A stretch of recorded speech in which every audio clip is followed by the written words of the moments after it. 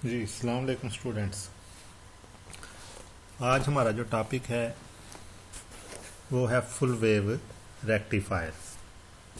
कल हमने पढ़ा था हाफ वेव रेक्टिफायर। आज हमारा टॉपिक फुल वेव रेक्टिफायर। दोनों में बहुत ज़्यादा फ़र्क है। वो हाफ वेव मतलब आउटपुट पे हाफ वेव देता था जो हमने कल पढ़ा है। ये आउटपुट पे हमें फुल वेव देगा। फुल वेव देने से मुराद ये है कि आउटपुट पे हमें वो जो पल्सेटिंग डीसी थी ना, जो एक पल्स आती थी फिर थोड़ी देर बाद ज़ीरो वोल्टेज, फिर पल्स आती थी फिर ज़ीरो वोल्टेज या ज़ीरो करंट, तो इस केस में हमें वो कांस्टेंट पल्सेस मिलेंगी। अच्छा, अब अभी तक आपने जितना ये कोर्स पढ़ा है ना, उसका सबसे ज़्यादा इम्पॉर्टेंट लॉन्ग क्वेश्चन ये वाला है। मीन्स इसकी दो टाइप्स हैं आगे। उन दो टाइप्स में जो सबसे ज़्यादा इम्पॉर्टेंट टाइप है ना, वो आज हम पढ़ेंगे। और लाइक मोस्टली पेपर सेटर्स इसको प्रेफर करते हैं लॉन्ग क्वेश्चन को देने के तौर पे। अभी तक जितना आपने पढ़ा, ये बेसिक इलेक्ट्रॉनिक्स की जितनी कोर्स आउटलाइन अभी तक आप लोगों ने कवर की है ना, उनमें सबसे ज़्यादा इम्पॉर्टेंट टॉपिक ये है। अच्छा जी, पहले आ जाएं इसकी डेफिनेशन पे। डेफिनेशन क्या है? वही जो हमने हाफ वेव रेक्टिफायर में पढ़ी थी, बस वहाँ पे था कि half of the input wave form. यहाँ पे आके जी both half of the input wave form जो मैं आउटपुट पे दे। किस तरह जी डेफिनेशन इसकी करेंगे हम? A circuit in which both the half of alternating current या इनपुट करंट कह लें, क्योंकि इस केस में इनपुट है हमारी वो एसी है। AC means alternating current cycles are converted into direct current.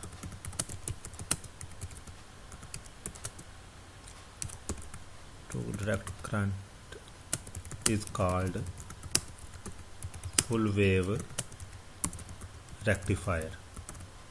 ठीक है जी, मीन्स वो वाला सर्किट जो कि input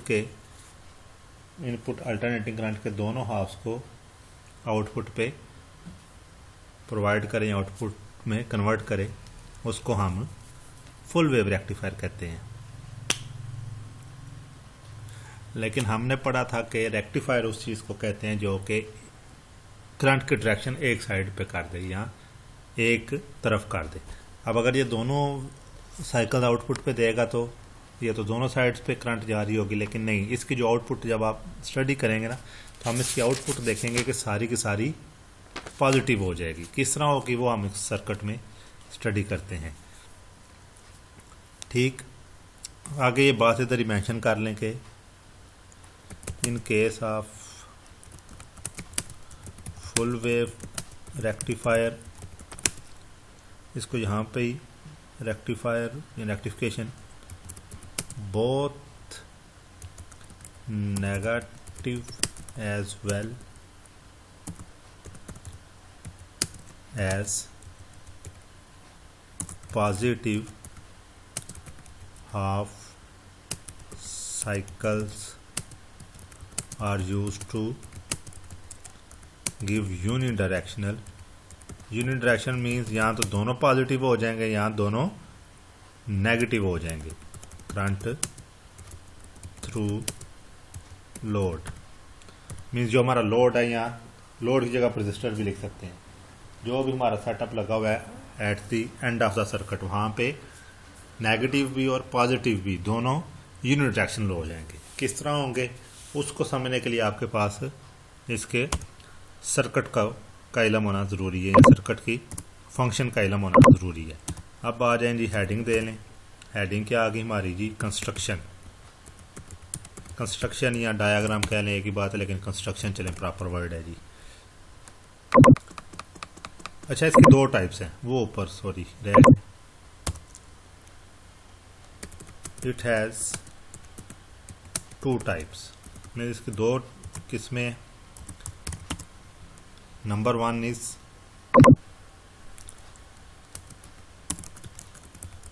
BRIDGE bridge full wave rectifier means इसका नाम ही बता रहा है कि ये ब्रिज की शक्ल में होगा। Second is centre taped full wave rectifier. अच्छा, जो मैंने शुरू में बताया कि ये टॉपिक बहुत ज़्यादा इंपॉर्टेंट है, तो वो उससे मुराद है bridge full wave rectifier. Means अगर आपको क्वेश्चन आता है कि एक्सप्लेन फुल वेव रेक्टिफायर या what is full wave rectifier and explain it's working, तो आपने ब्रिज लिखना है, ठीक है, सेंटर टेप नहीं लिखना। सेंटर टेप एक्चुअली थोड़ा सा उसकी कंस्ट्रक्शन डिफरेंट है, इस वजह से वो यूजुअली यूज़ नहीं होता।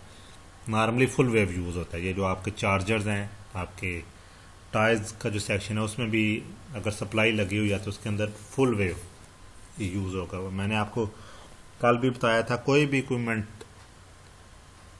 या कंपोनेंट तोड़ के देख लें इलेक्ट्रॉनिक्स का, उसके अंदर ना आपको 4 डायोड मिलेंगे इकट्ठे। वो 4 डायोड का मतलब है ब्रिज सर्किट है। अगर 2 मिले ना तो दैट्स मीन्स सेंटर टेप है, और अगर 1 मिले तो दैट्स मीन्स हाफ वेव है। और 1 वाला तो चांस ही नहीं है, क्योंकि वो आउटपुट हमें नहीं रिक्वायर्ड होती। 2 वाले के केस में क्या फ़र्क आएगा, वो जब हम सेंटर टेप पढ़ेंगे ना, तब आप लोगों को क्लियर हो जाएगा कि वो क्यों इतना इन यूज़। और 4 तो तकरीबन हर एक सर्किट में 4 डायोड ही आपको मिलेंगे, and that one is called bridge full wave rectifier. अच्छा जी, bridge full wave rectifier consist of 4 diodes. अच्छा, इसकी सबसे बेसिक पहचान क्या है कि एक सर्किट है, उसमें आपको कितना पता चलेगा कि सर्किट लगा हुआ है, ये फुल वेव है कि हाफ वेव है, तो वो आपको डायोड्स की तादाद से लग जाएगा पता। अगर डायोड 1 है तो दैट्स मीन्स हाफ वेव है, 2 है तो दैट्स मीन्स फुल वेव ही है लेकिन सेंटर टेप्ड है, और अगर 4 है तो दैट्स मीन्स ब्रिज सर्किट लगा हुआ है। Bridge full wave rectifier circuit consist of 4 diode as shown in the figure, जैसा कि फिगर के अंदर दिखाया गया है। अब तस्वीर क्या है जी, वो मैं आपको यहाँ पे ड्रा कर देता हूँ। यहाँ से हम जाएंगे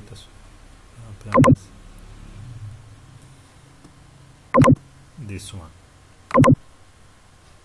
ओके, इसको थोड़ा लाइन कर लें।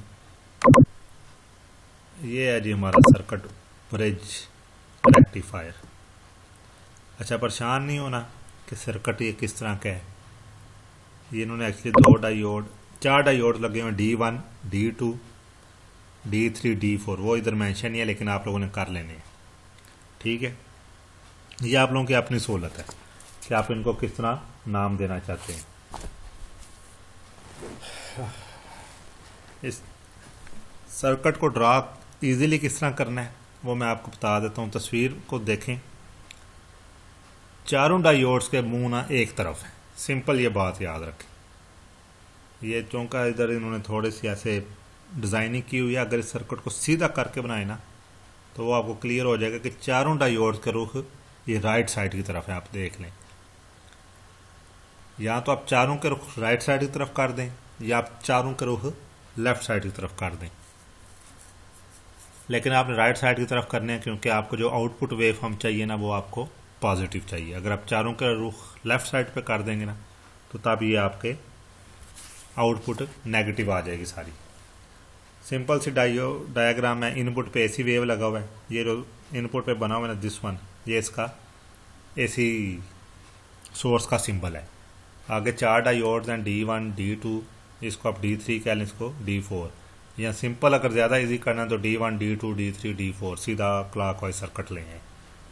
ये हो सकता है जहाँ पे आप कहीं और देखें वहाँ पे सर्किट और तरह, मतलब सर्किट यही होगा लेकिन ये जो तरतीब है डायोड्स की ये फ़र्क होगी।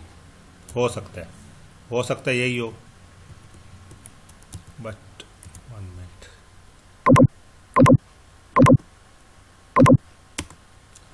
नहीं जी, अब आ जाए जी इसकी हेडिंग दे लें वर्किंग को कि ये काम किस तरह करता है। अच्छा, अगर आपका डायग्राम ठीक है ना तो समझे आपके हाफ नंबर सिक्योर हैं। डेफिनेशन डायग्राम ठीक है तो दैट्स मीन्स आपने आधा ये सही कर दिया। अब बाकी जो बात है वो थोड़ा सा इसकी वर्किंग है, वो इतनी ज़्यादा लेंथी नहीं है। वो जिस तरह हमने कल पढ़ा है सेम वही प्रोसेस इधर हमने रिपीट करना है। अच्छा, अब वर्किंग क्या है जी इसकी? To understand the operation of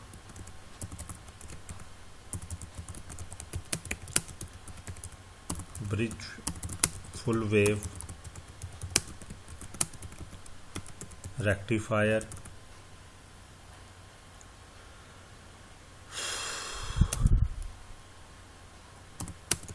one should know that diode conducts current only in one direction। उम्मीद आपको ये रूल याद रखना है, फिर आपको इसकी वर्किंग बड़ी इजीली समझ आ जाएगी कि डायोड करंट को एक तरफ ही गुजरने देता है, बस दूसरी तरफ गुजरने की इजाज़त नहीं देता। ये तो है जब हमने पीएन जंक्शन पढ़ा था तब से ये बात मैं आप लोगों को समझा रहा हूँ कि डायोड करंट को सिर्फ एक साइड पे ही गुजरने देगा, दूसरी साइड पे करंट को गुजरने नहीं देता। अच्छा जी, नंबर 1 आपने दे लेना है जी, ड्यूरिंग पॉजिटिव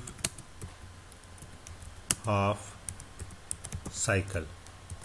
अच्छा, ड्यूरिंग पॉजिटिव हाफ साइकिल क्या होता है जी?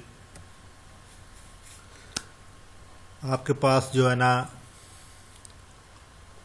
डायोड D1 और D2, पहले तस्वीर से समझ लें फिर मैं आपको बताता हूँ। पॉजिटिव हाफ साइकिल आया है, ये जिस तरह तस्वीर में बना हुआ है, ये पॉजिटिव इधर आया है। अब पहले लेट्स सपोज ये इस डायोड की तरफ आता है, ये जो हमने वाइट बनाया हुआ है। अब ये पॉजिटिव करंट आ रही है तो आगे डायोड का आ गया नेगेटिव, तो दैट्स मीन्स ये कनेक्ट हो गया रिवर्स बाइस में, ये तो करंट को नहीं गुजरने देगा। अब वो करंट इस तरफ जाएगी, अब यहाँ पे डायोड का positive, so that's means positive of the source is connected to the positive of the diode, तो ये बन गया फॉरवर्ड बाइस। तो करंट यहाँ से गुजरेगी। अब करंट यहाँ पे आई है। अगर आप लोगों को कर्चॉफ्स करंट रूल याद हो तो कि करंट जिस पॉइंट पे एंटर होती है, जितनी एंटर होती है उतनी ही लीव करती है। अब जितनी करंट इस पॉइंट पे एंटर हो रही है उतनी ही लीव करनी है, तो पहले ये करंट दो हिस्सों में डिवाइड होगी, इधर आएगी। अब ये पॉजिटिव आ रही है पीछे से, तो पॉजिटिव जब इस नेगेटिव को मिलेगा ना, तो दैट्स मीन्स ये रिवर्स बाइस, ये दोनों जो वाइट है ना ये रिवर्स बाइस हो गई। तो करंट फिर सारी की सारी आपकी लोड में चली जाएगी। अब लोड में से करंट गुजर के आएगी, तो वो करंट जब यहाँ पहुँचेगी ना इस साइड पे, यहाँ D2 की बैक पे, अब पॉजिटिव करंट आ रही है याद रखिएगा। अब वो करंट इधर ऊपर भी जाएगी इधर भी जाएगी, लेकिन हमारे इस डायोड का जो ये वाला एंड है ना वो मोर पॉजिटिव है, क्योंकि ऊपर हमारे सप्लाई की पॉजिटिव आ रही है और जो यहाँ पे पॉजिटिव आ रहा है वो थोड़ा सा यूज होके आ रहा है। तो ये वाली साइड मोर पॉजिटिव है, तो सारी करंट इस D2 में से गुजरेगी और D2 में से गुजर के सारी करंट वापस सोर्स के अंदर चली जाएगी। ठीक हो गया, ये इस तरह फंक्शन करता है। अब इस फंक्शन को ना आपने इन वर्ड्स या एक्सप्लेन कर लेने। लिख लें जी कि during positive half cycle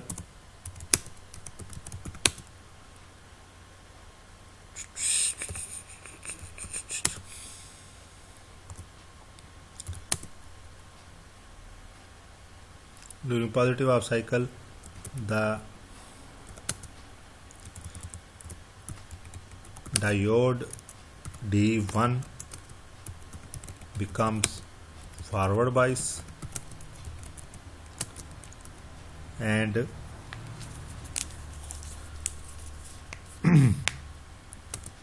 diode, अच्छा वो नंबर नहीं लिखा हुआ लेकिन मैं उसको नंबर दे लेता हूँ, डायोड D3 बिकम्स रिवर्स बाइस। वो जो ऊपर वाला वाइट है ना डायोड ये वाला, इसको मैंने नंबर दे दिया है D3, ये रिवर्स बाइस हो गया, ये फॉरवर्ड बाइस हो गया। ठीक है, बिकम्स रिवर्स बाइस।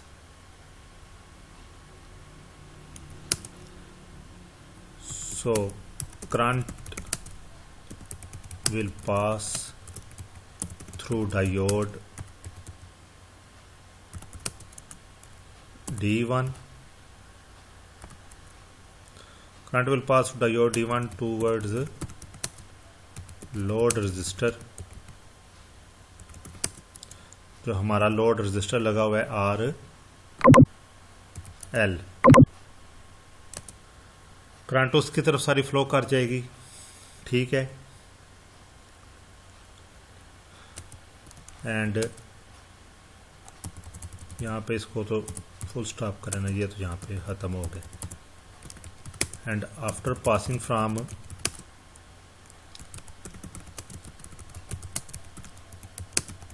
Load resistor current will pass through D2 and back in the current will pass through D2 and back to the source।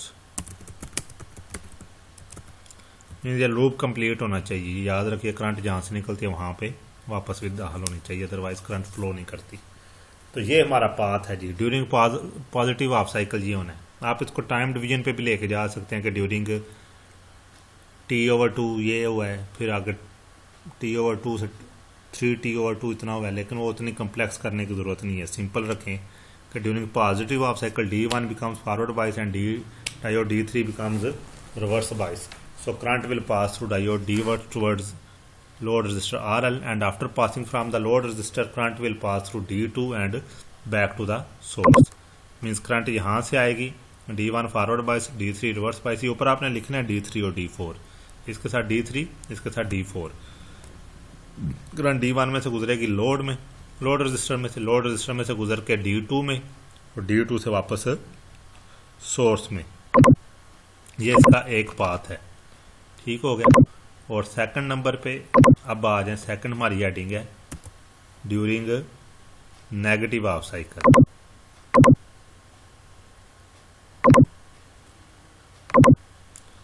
यहाँ पे आप हेडिंग दे लें,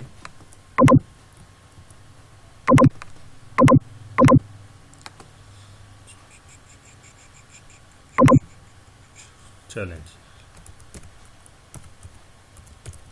during negative half cycle same process है, जस्ट डायोड के number change हो जाएंगे।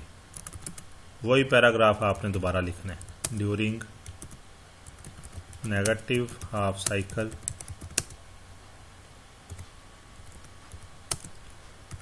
Diode D3 become D3, वो जो ऊपर वाला वाइट है वो नंबर आप दे लीजिएगा, यहाँ पे मेरे पास वो फैसिलिटी नहीं है। Becomes forward bias and diode D1 becomes reverse bias. Means आप सारा प्रोसेस उल्ट हो गया। So current will pass through diode D3, means diode D3 में से गुजरेगी towards load register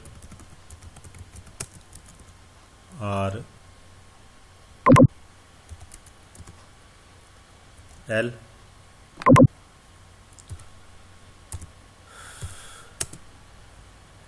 and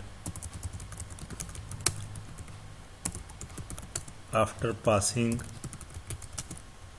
from load resistor again current को वापस आना चाहिए लोड सोर्स में। And after passing from load resistor current will pass through D4 and back to the source, और वापस सोर्स के अंदर आपकी करंट दाखिल हो जाएगी। दैट्स मीन्स आपका पाथ या करंट का लूप कंप्लीट हो जाएगा। अगर ये वापस लोड में दाखिल नहीं होती ना, तो दैट्स मीन्स आपका सर्किट कहीं ना कहीं से ब्रेक है, दैट्स मीन्स आपका सर्किट कहीं ना कहीं से ओपन है। आगे आपने आउटपुट वेव फॉर्म इसकी ड्रा करनी है, बेशक हेडिंग दे लें आउटपुट वेव फॉर्म। ये आपने मतलब ऑब्वियसली ड्रा करनी है विद हैंड, यहाँ मेरे पास तो बनी बनाई है तो मैं उसको इधर, इसकी आउटपुट वेव फॉर्म बड़े मज़े की है, ये आपने समझनी है, ये बड़ी इंटरेस्टिंग चीज़ है। अब ये देखें जी इस सर्किट का कमाल क्या है कि इसने पॉजिटिव साइकिल को तो गुजरने दिया पॉजिटिव, ठीक हो गया, इसमें तो कोई कन्फ्यूजन नहीं है, ये तो सेम लाइक आपके वो हाफ वेव रेक्टिफायर की तरह है। लेकिन इसने नेगेटिव हाफ साइकिल को भी पॉजिटिव कर दी है। ये इस सर्किट के बड़े मज़े की चीज़ है कि इनपुट आपको नेगेटिव मिल रही है, ये उस नेगेटिव को उठा के पॉजिटिव करता जा रहा है, ठीक हो गया। फिर आपके पास पॉजिटिव हाफ साइकिल आया है, वो उसने एज इट इज़ गुजरने दिया है, लेकिन फिर नेगेटिव को इसने पॉजिटिव कर दिया। अब ये समझे ये किस तरह होता है, ये फुल वेव सर्किट का कमाल है। अच्छा, ये पॉइंट है आपका पॉजिटिव हाफ साइकिल में, ये पॉइंट है आपका पॉजिटिव, ये जहाँ पे मैंने एरो रखा हुआ है ज़रा ध्यान से देखिएगा, ये पॉइंट पॉजिटिव है, ये पॉइंट नेगेटिव है। तो करंट आपकी किस तरह से गुजर रही है, from this way to this way, ये जो आपके पास एरोज बने भी हुए हैं, ठीक हो गया। अच्छा, इन एरोज में देख लें जो करंट है ना लोड से पहले वो ग्रीन है, जो लोड के बाद है ना ये इन्होंने ये मैरून कलर टाइप कर दिया हुआ है, that's mean that is the current going back towards the source, और वो जो ग्रीन है that is coming from the source. लेकिन आपको ये एरो चेंज करने की ज़रूरत नहीं है, अब तो ड्रा करने की भी ज़रूरत नहीं है, सीधा सीधा सर्किट बनाया बस पड़ा है। अच्छा, पॉजिटिव के जब पॉजिटिव हाफ साइकिल आया तब ये एंड आपका पॉजिटिव है और ये एंड नेगेटिव है, ऐसा ही है ना, ऊपर पॉजिटिव है नीचे नेगेटिव है। तो करंट का पाथ है दिस वे टू, ये इधर से घूम के वापस इधर। अब नेगेटिव हाफ साइकिल में क्या होगा, ये समझ लें कि इसकी आउटपुट सारी पॉजिटिव या यूनिडायरेक्शनल किस तरह हुई है, या ये रेक्टिफायर किस तरह है। रेक्टिफायर की यही डेफिनेशन है कि ये सारी की सारी करंट को यूनिडायरेक्शनल कर देता है। अच्छा, अब आया नेगेटिव साइकिल, नेगेटिव साइकिल में ये चीज़ है आपकी नेगेटिव, ये ऊपर वाला पॉइंट जहाँ पे ये मेरा अभी एरो है, ये पॉइंट है आपका नेगेटिव और ये पॉइंट है पॉजिटिव। अब जो करंट फ्लो करेगी ना उस करंट की डायरेक्शन होगी इस तरफ से, ये जहाँ पे मेरा एरो ये कर्सर मूव कर रहा है, ये देखें ये वाला पॉइंट अब नेगेटिव है, नीचे वाला पॉजिटिव है। अब ये करंट फ्लो कर रही है फ्रॉम दिस वे, यहाँ से मूव करेगी D3 के अंदर से, इधर से होती हुई ये नीचे से ऊपर लोड की तरफ जाएगी, और लोड में से ये इधर से मूव करती हुई फिर इस D4 में आएगी और वापस आपके सोर्स में। तो क्वेश्चन ये है कि ये सारी पॉजिटिव किस तरह हुई है आउटपुट पे। अब आ जाए आउटपुट पे, जब आउटपुट पे आप करंट गुजार रहे थे पहले तो करंट की डायरेक्शन क्या थी ड्यूरिंग पॉजिटिव हाफ साइकिल, ऊपर से नीचे की तरफ, यही पढ़ा ना हमने कि पॉजिटिव करंट गुजरी है ऊपर से नीचे की तरफ। लेकिन जब करंट आ रही है ना negative due to these two, तो जो करंट की डायरेक्शन बनती है ना आपकी वो कुछ इस तरह बनती है, from this way to this way. यहाँ एक और तरीका है इसको समझने का, नेगेटिव हाफ साइकिल आया, ये पॉइंट हो गया नेगेटिव, ये पॉइंट हो गया पॉजिटिव। अब हम पॉजिटिव करंट ही चला लेते हैं, तो ये पॉइंट पॉजिटिव है, ये करंट को गुजारेगा D4 में से इधर इस तरफ, और वो उसी डायरेक्शन से लोड में गुजरेगी। बस ये याद रखना है कि करंट की डायरेक्शन वही रही है। जब पॉजिटिव हाफ साइकिल आया तो लोड में करंट ऊपर से ही आ रही है, जब नेगेटिव हाफ साइकिल आया तो फिर भी करंट ऊपर की तरफ से ही आ रही है। दैट्स वाई आपका ये जो लोड का आउटपुट लोड है ना, या आउटपुट वोल्टेज है, ये सारे का सारा पॉजिटिव आ रहा है। अब इस चीज़ को एक्सप्लेन करना है हमने अपनी नेक्स्ट हेडिंग में, दैट। अच्छा, ये डायग्राम बड़ी इंपॉर्टेंट है, सिंपल से डायग्राम एज इट इज़ बना दें, ऊपर पूरी AC वेव हम नीचे पल्सेटिंग DC, इसको भी पल्सेटिंग DC कहते हैं, ठीक है। अब नीचे हेडिंग दें direction of output current,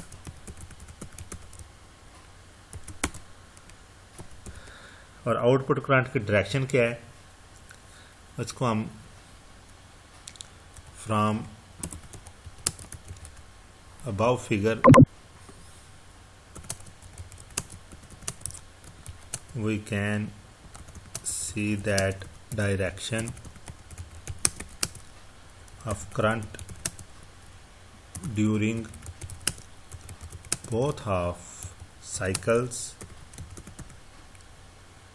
and during both halves is same through the load resistance R. Thus both the halves of input voltage send unidirectional current through R.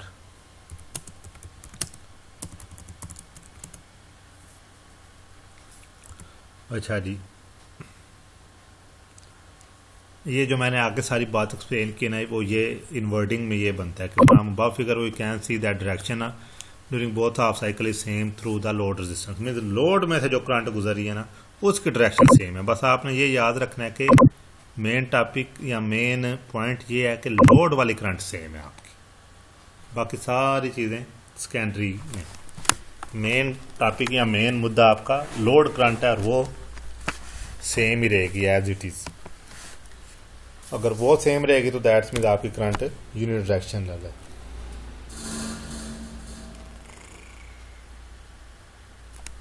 अच्छा, अब आगे ये जी फ्रॉम, ये वैसे लिखने की ज़रूरत नहीं है लेकिन चलें लिख देते हैं। From above figure we can see that output wave form is not smooth but pulsating. Means ये भी पल्सेटिंग डीसी है। इट कैन बी कन्वर्टेड या it can be made smooth by using a circuit known as filter. Means इसको हम pure DC में convert कर सकते हैं by using a circuit filter. वो मेरे ख्याल में आप लोगों के कोर्स में नहीं है। वैसे एक कैपेसिटर जो होता है ना, वो फिल्टर होता है, वो इस वेव फॉर्म को ना प्योर डीसी में कन्वर्ट कर देता है, वैसे मैं बता रहा हूँ। अच्छा, अब नेक्स्ट जो क्वेश्चन अक्सर स्टूडेंट्स पूछते हैं कि सर ये इतना सर्किट हमने लगाया है, 4 डायोड लगा दिए हैं, आउटपुट तो फिर भी डीसी नहीं हुई, आउटपुट तो फिर भी पल्सेटिंग डीसी आई है, तो हमें क्या फ़ायदा हुआ? तो इसका आंसर ये है कि ये जो हमारे पास ये वाली वेव फॉर्म आई है ना, दिस वन पल्सेटिंग डीसी वाली, इसको कन्वर्ट करना डीसी में बहुत ज़्यादा इजी है, बजाय निस्बत के ये ऊपर वाली वेव फॉर्म एसी को डायरेक्ट डीसी में लेके जाया जाए। ये तो तकरीबन इम्पॉसिबल है कि आप इसको उठा के डीसी बना दें डायरेक्ट। आपके लिए कंपलसरी है कि आप इसको पहले इसमें कन्वर्ट करें पल्सेटिंग डीसी में, और फिर उस पल्सेटिंग डीसी को आप प्योर डीसी में या स्मूथ डीसी में कन्वर्ट करें। तो ये है जी आप लोगों का topic bridge full wave rectifier. एक दफ़ा मैं एक मिनट देख लें, हाँ बस ठीक है। ये दफ़ा मैं आपको क्विक रिव्यू करा देता हूँ इसका सारे का। कल हमने पढ़ा था वेव रेक्टिफायर, आज है जी full wave rectifier. Long question और हाईली इंपॉर्टेंट लॉन्ग क्वेश्चन है। मीन्स अभी तक की आपकी कोर्स आउटलाइन का सबसे ज़्यादा इंपॉर्टेंट लॉन्ग क्वेश्चन ये वाला है।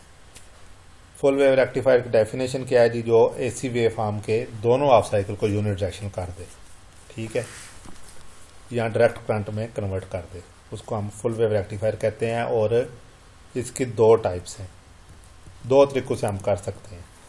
एक क्या है जी ब्रिज फुल वेव रेक्टिफायर, और दूसरा क्या है जी centre tap full wave rectifier.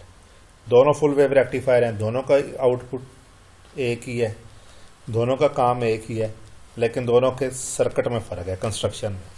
तो अभी हम डिस्कस करेंगे ब्रिज फुल वेव रेक्टिफायर को, और ये इम्पॉर्टेंट, ये आजकल हर जगह पे चार्जर्स वगैरह में यही यूज़ हो रहा है।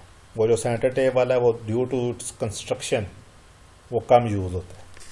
अच्छा, इसकी कंस्ट्रक्शन क्या है जी? सिंपल सी इसकी पहचान है, 4 डायोड यूज़ होंगे। ये तस्वीर में थोड़ा सा उन्होंने एंगल पे कर दिया, नहीं तो आप सीधा सीधा ड्रा करें ना तो मैं भी कोई तस्वीर, चलें ये बाद में मैं आपको सिंपल भी ड्रा कर दूंगा। चारों का मुंह एक तरफ रखना है, ब्रिज रेक्टिफायर आपके पास आ जाएगा। ऊपर नामन क्लेचर करना है D1 D2 D3 D4, cross में आपने नाम लगाने हैं D1 D2 D3 D4। नहीं तो अगर आपको तरतीब इजी लगती है तो सीधा D1 D2 D3 D4 कर दें, कोई प्रॉब्लम नहीं है। बस ये याद रखना है कि एक हाफ साइकिल के दौरान, पॉजिटिव हाफ साइकिल के दौरान क्रॉस वालों ने कंडक्ट करना है, फिर नेगेटिव हाफ साइकिल के दौरान दूसरे क्रॉस वालों ने कंडक्ट करना है। यही बात है, पॉजिटिव हाफ साइकिल के दौरान D1 और D2 ने कंडक्ट किया है, D3 और D4 रिवर्स बाइस हो गए, और during negative half cycle D3 और D4 ने कंडक्ट किया, D1 और D2 रिवर्स बाइस हो गया। डायरेक्शन इसकी यूनिट डायरेक्शन इस तरह हो जाती है कि आपकी जो लोड में से करंट गुजरी है ना, उसका पॉजिटिव एंड हमेशा पॉजिटिव ही रहता है, सिंपल वर्ड में ये याद रखना है, या उसका नेगेटिव एंड हमेशा नेगेटिव ही रहता है। तो इसकी आउटपुट वेव फॉर्म ये बन जाएगी। तो इसकी डायरेक्शन आपने किस तरह फाइंड आउट की है कि जी जो उनका लोड में से जो करंट गुजरी है वो पॉजिटिव है, उसका एक एंड पॉजिटिव है, तो पॉजिटिव आउटपुट हमेशा इसका पॉजिटिव ही आएगा, क्योंकि आपके जो आउटपुट का एक एंड है ऊपर वाला वो कांस्टेंट पॉजिटिव आ रहा है। और ये जो हमें वेव फॉर्म मिली है ये प्योर डीसी नहीं है, ये पल्सेटिंग डीसी है। तो इसको प्योर डीसी में कन्वर्ट करने के लिए हम सर्किट यूज़ करते हैं, उस सर्किट को हम फिल्टर कहते हैं। ये है जी हमारा आज का सारा टॉपिक। कोई भी क्वेश्चन हुआ मुझसे पूछ लीजिएगा, कमेंट सेक्शन में जाके कमेंट लाजमी किया करें ताकि मुझे पता चले कि आपने ये वीडियो देख ली है। एक दफ़ा फिर रिवाइज करा रहा हूँ कि बहुत ज़्यादा इंपॉर्टेंट टॉपिक है। अभी तक आपने जितना पढ़ा है ना, उसमें से सबसे इम्पॉर्टेंट चीज़ ये है। छोटा सा सर्किट है, कोई इतनी कॉम्प्लिकेशंस नहीं है। इससे आगे सर्किट आएंगे जो थोड़े से आपको कंफ्यूजिंग लगेंगे, लेकिन यह तो सिंपल सा सर्किट है। 4 डायोड हैं, चारों का मुंह एक तरफ रख के सेंटर में इनपुट दे देनी है, साइड से आउटपुट ले लेनी है। जस्ट इतना ये सर्किट है। फिर भी कोई क्वेश्चन हुआ तो ज़रूर पूछिएगा, और इस टॉपिक को मेक श्योर करना है ये आपको ऐसे फिंगर टिप्स पे हो, क्योंकि हाईली चांस है कि ये लॉन्ग के तौर पे आ सकता है। इंशाल्लाह नेक्स्ट लेक्चर में आपसे मुलाकात होगी, तब तक आप इसको अच्छी तरह से रिवाइज करें।